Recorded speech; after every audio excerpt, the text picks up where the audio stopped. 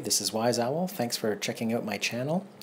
Well, it's slaves, slaves, and more slaves. I'm in the middle of painting my 150 or so Skaven slaves, and it is grueling. There are a lot of models to get through.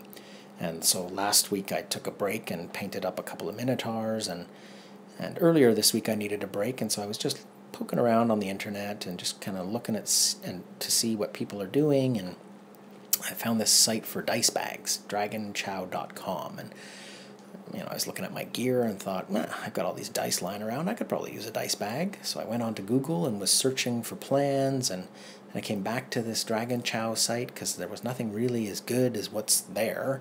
And then I saw this link, a plan for their bags on their site that you can download and use to sew your own bags. And so I said to myself, I can probably do that. I can read. I can follow instructions. I took home ec in high school. I can probably figure out how to work a sewing machine again. So I downloaded the PDF on the website. It's really detailed, lots of great pictures. I went to my local fabric store. I picked up some just cotton fabric on clearance. And then I set to work. Took me about 2 hours to cut the fabric and sew the bags together. Another 20 minutes or so to finish everything off. And this is how they turned out. I think they look pretty good. Maybe with a little more practice, I could probably neaten up the stitching a little bit, but really they're totally fine.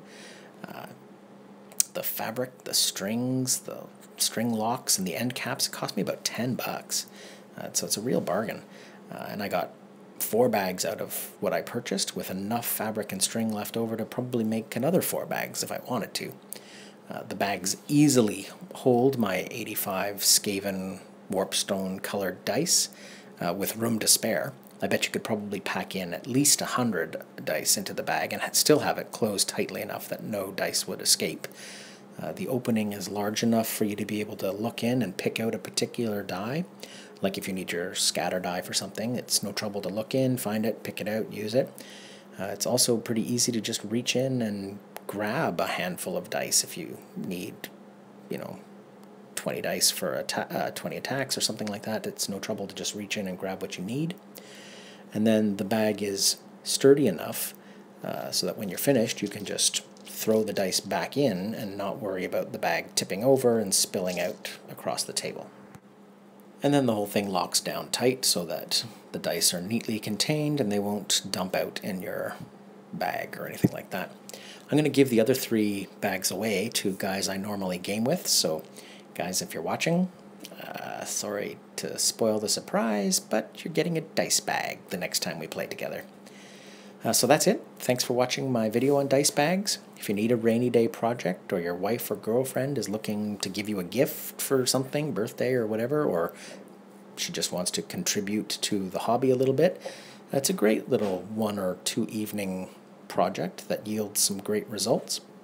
Thanks to Lindsay Peters of dragonchowdicebags.com for posting such great instructions. If you don't want to sew your own bags, check out her web store. She's got dozens of different fabrics to choose from so that you can get a bag that matches your army. But now it's back to Skaven Slaves for me. I'll try and get these guys finished up in the next few days, and then I'll post a batch painting video on slaves and an armor tutorial for the steampunk armor. Ubuntu Feather asked me for one a while ago, so I'll try and get to that too. In the meantime, thanks for watching. Like, subscribe, check out the Warhammer YouTubers community on Google+, and I'll see you in the next video.